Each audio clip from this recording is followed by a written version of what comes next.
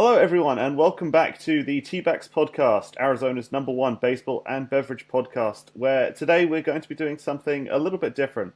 Instead of reviewing the much maligned D-backs and their humbling week at the hands of the Marlins and the Rangers, we're going to be looking a little further afield, beyond the Southwest, beyond the NL West, and beyond America entirely, setting our sights on London, where in a little over a week now, the Phillies and the Mets are going to do battle in the 2024 London Series. Something I recently learned has been dubbed the Battle of the Broads. Now, of course, these are teams we, as D-backs fans, know quite a lot about. We emerged victorious courtesy of a Ketel Marte walk-off against the Phillies in last year's NLCS, whereas we'll be facing the D-backs later today on the day that we record this. But as much as I may talk the talk, I am not all-knowing, so we've brought in some experts. It's Dave from UK Phillies and Toria, aka the British Mets Girls, over on Twitter. Welcome both of you guys. So Dave, we'll come to you first. Let's talk Phillies. They're top of the NL East right now. They're breaking records left, right, and center. The first Phillies team in history to win 27 of their first 33. How are you feeling? Pretty good. Pretty good. This is very unfamiliar territory for all of us. This is this is just bizarre. We're perennial slow starters usually, so to be so good right now and so far ahead is it's incredible. We're living in the moment, waiting for it all to go wrong as it usually does, and making the best of it. So what you say is really working for the Phillies right now? What's the sort of weaknesses that they fixed from when the D-backs absolutely handed yourselves your backsides from last year? And that it still hurts, and it still hurts the players, and that is exactly what's spurring the players on this year. Every soundbite from every player and management and coaching during spring training was, "We can't let that happen again." That was a very humbling defeat. That should never have happened. But the players got complacent. They know they did. They wear it. It was hands up. And that is hanging over them all year. And this year is one aim, is to win it all. It's business time. That's how they're going and approaching this season. And that's why we've seen this record hot start. The biggest improvement so far has been generally everything. Defense, pitching, the hitting. The biggest area is the pitching. No doubt about it. That's just been unreal so far. yeah, the other day I saw they wasted an absolutely great Zach Wheeler start to lose an extra inning to the Giants, but like the pitching was an elite level. So yeah, I think looking at winning it all, that's got to be a fairly realistic objective for you guys, especially now divisionally with Acuna out for the Braves for the season. You've got to think that's probably the best opportunity you're gonna get for a few years. Absolutely, yeah. We're in this win now window. You know, a lot of our players are at their peak. They're in their perfect range. We've got youngsters coming through, the likes of Bryce, Trey, Casty, JT. This is their golden years right now. We've got to make the most of it. Wheeler, Nola as well. Suarez is coming into his own. Sanchez is probably the best fifth starter in baseball right now. We cannot waste this sort of era of players and Phillies baseball. And everyone has said if we don't win it this year, it's going to be disappointment. They've got one aim, and that's to win it all. Well, speaking of disappointment, we'll come over to you, Toria. Let's talk about the Mets. Currently sitting fourth behind the Braves, the Nats, and the Phillies. What's going wrong for you guys this year? Nothing's going right is more to the point, I think. Honestly, I'm not even looking at the division right now. It's too depressing. I'm literally just watching the wild card, even at this stage of the season. I am the optimistic one, so that's saying a lot. And at this stage normally I'm not even looking at any standings because it's still relatively early. But given the state that we're in, I'm almost already clinging to wildcard, and even that is very, very loose. We've had moments. I think pitching overall across Major League Baseball this year has been strong. I think it's definitely a pitcher's year. Our pitching, for the most part, has been decent. Our bullpen at the start of the year was incredible, and they seem to have fallen apart. And we have just had a couple of games where our bats have been on fire and they've been great, but not consistent enough. I mean, our offense has been shocking. And we've not had all three parts of the game work at the same time. That is the main issue. We've had elements where our pitching's been good. Our pitching, like I said, has been pretty consistent despite injuries. But we've not had, if we've had hot bats, we've had silly errors. If we've had solid defense, we've had cold bats. We've just not been able to put it all together at once. Yeah, in the loss versus the Dodgers the other day, you had three chances for easy double plays and missed two of them. Would you say it's a mental issue of these guys not really performing to the standard that we know they can? I, I honestly, I don't know because we were making those plays at the start of the year. So it's something. It has to be mental at this stage, right? It has to be. We've been the victim of some great defensive plays, and we were dishing them out at the start of the year, and I think they're almost trying too hard. Like they're thinking too much now because they know that they're in a hole, and so that's taking out that element of just reactive play.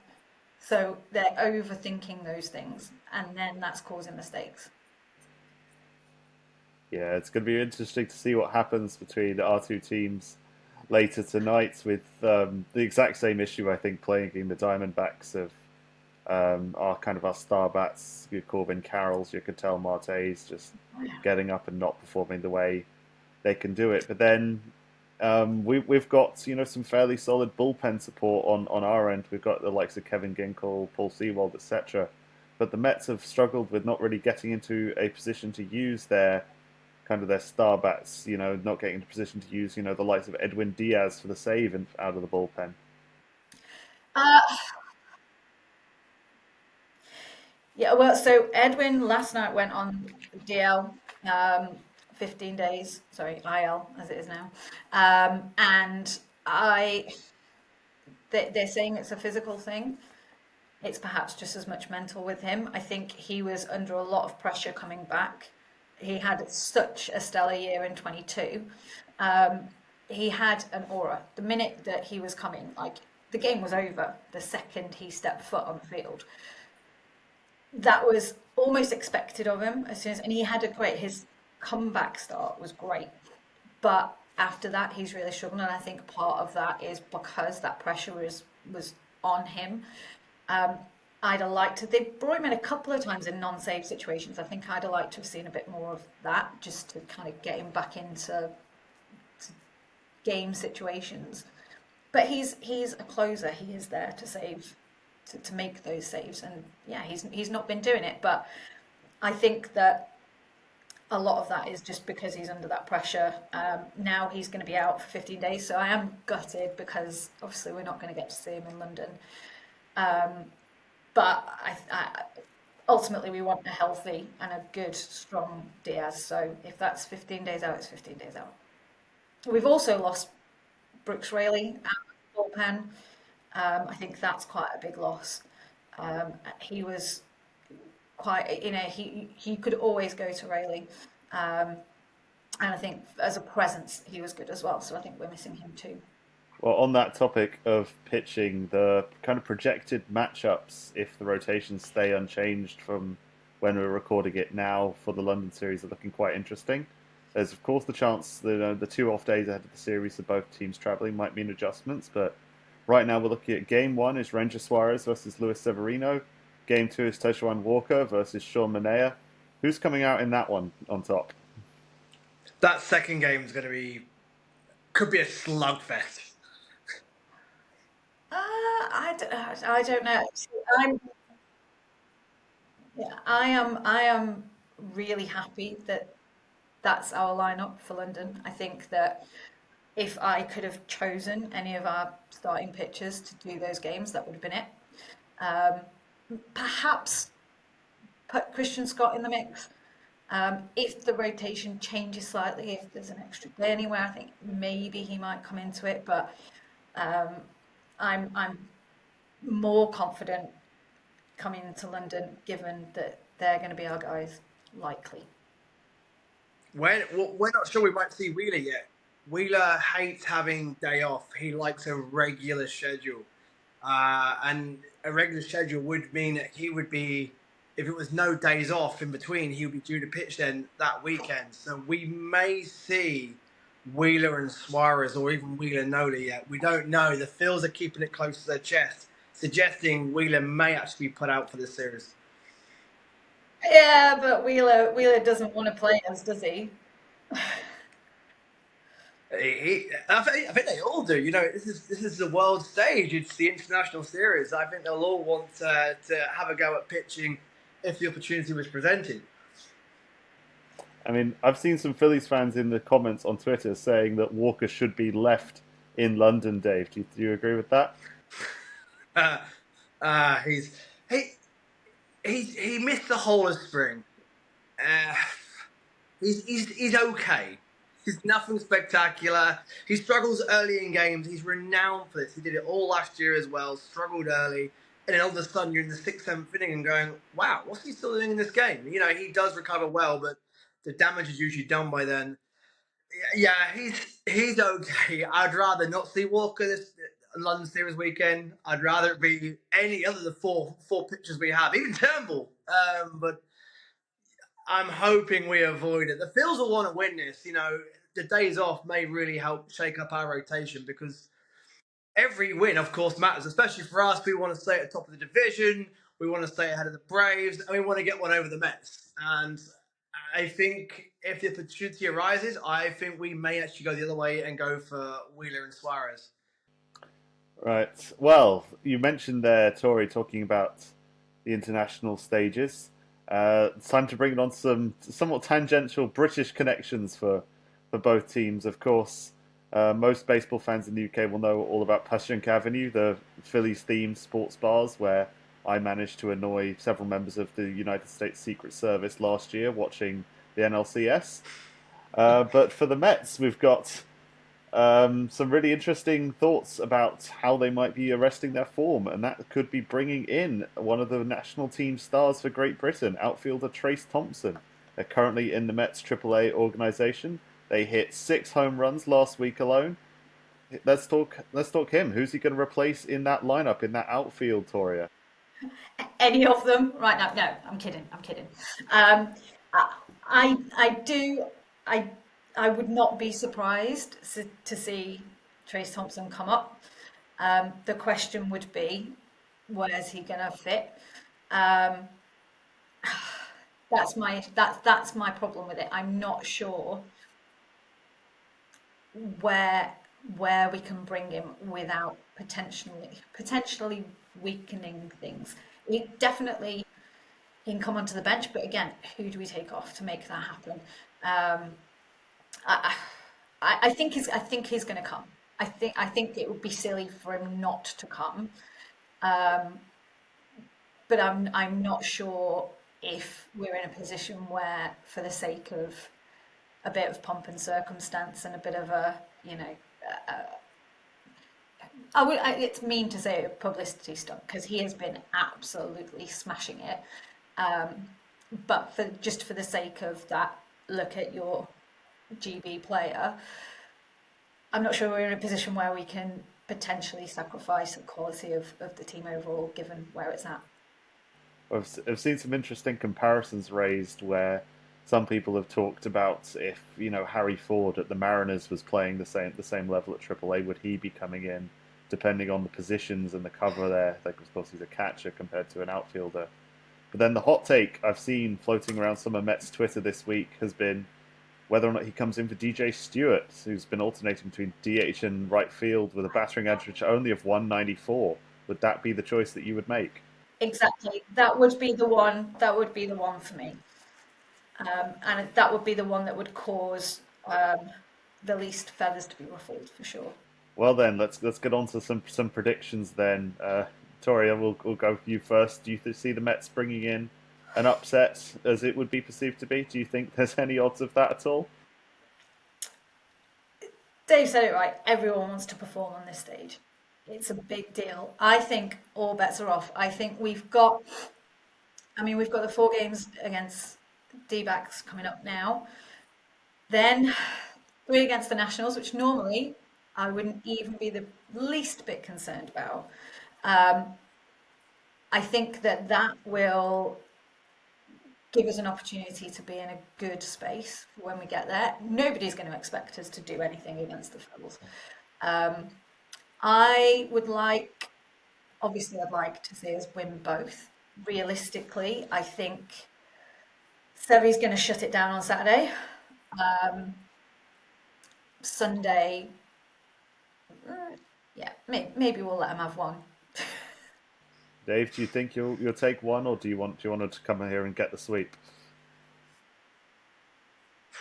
The nearer this series gets, the more nervous I'm actually getting, because we're doing really well. The Mets are just Metsing, and it's just got the recipe for a massive... There's more pressure on us.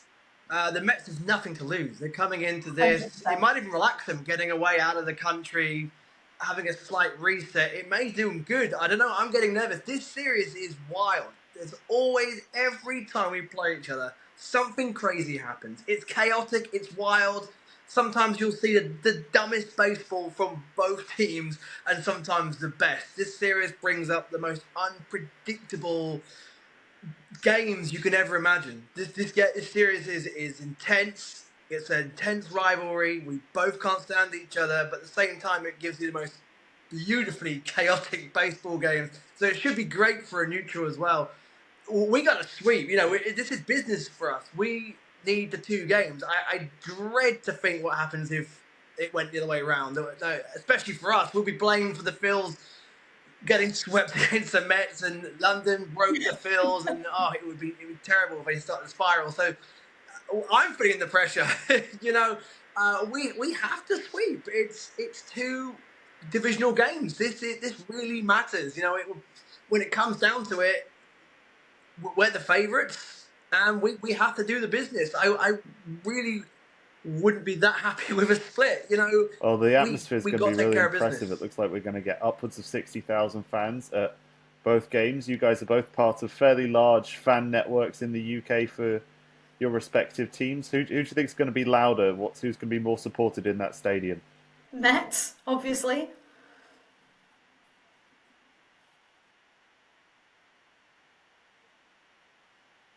Definitely.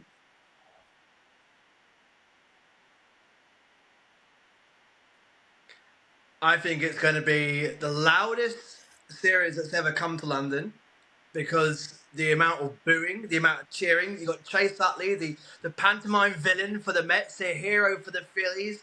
You've got we don't like any Mets player. They're going to get booed. The Phils are going to get the same treatment. It's going to be a proper, intense feel that I don't think we've had at a London Series before. The Cubs and Cards is like a rivalry, but it's kind of not friendly, but just the intensity wasn't there. You're going to have that. You're going to have that out the bat. Philly fans and the Mets fans are 2 of the wildest, most passionate fan bases. Loud, energetic. They don't care who they let know who they're supporting. And the good thing is you've got so many flying over from America from both teams. And this year it seems to be the Mets fans are going to be all segregated behind their bullpen and dugout on the first base side. And the majority of the Philly fans are going to be on the third base line and the dugouts and the bullpen there.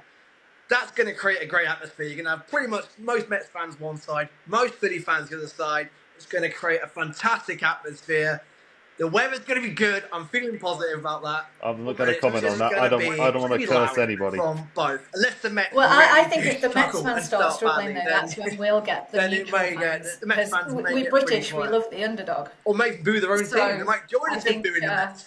I think that might get the neutrals on our side. But we've got the 7 line coming over. You're going to hear and see them everywhere. We've got so many people are coming, and so many people are so excited.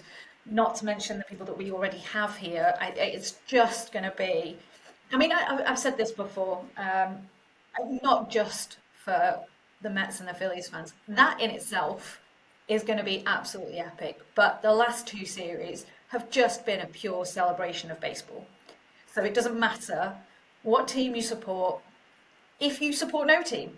You know, we have people come for these weekends from all teams and no teams. And if somebody comes across this and they've not got a ticket yet, there are still tickets around. Come and see some baseball because it's just the best vibe. And this is, you're right, Dave, it's going to be the best one yet.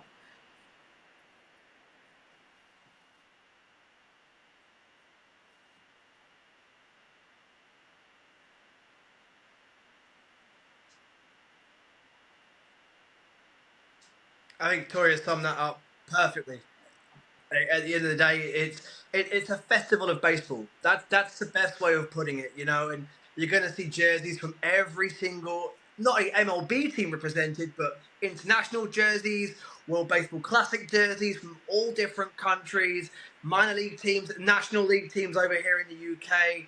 It is, and Toria's spot on. It's people coming together for the love of the sport. You know, we're going to be treated to a great series, a great rivalry, but at the same time, it's people coming from all over the world, let's be honest, and being here for something we all love, and that's baseball at the end of the day. And it's going to bring us all together, and we're all going to have a good time whatever happens. Yeah, well, it's going to be I absolutely don't know. fantastic. And I as might much as dampen I it a know little you bit, both, but you at the end guys of the both day, it's keen just going to be, enjoy it's it, a I'm going to festival. wrap That's this the up by best way of putting you both describing it. on It's the going to be a spot. weekend Let's of get your just score baseball predictions for activity both and games and who you think the everyone in standout great players are going to bubble be. and a great mood.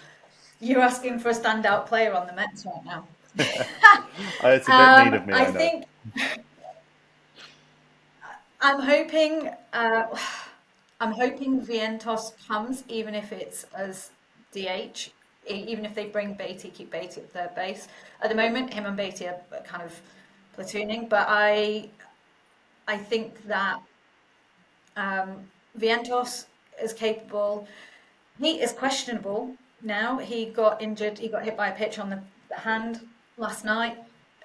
So that I'm hoping it's not as bad as it looked once the swelling goes down. There's not been an update yet, so another day or two we'll see. Obviously, you can't count Alonso out anywhere, and I would love to see Jeff McNeil have a breakout couple of games because he kind of needs it. And there's always swagger with Lindor, so.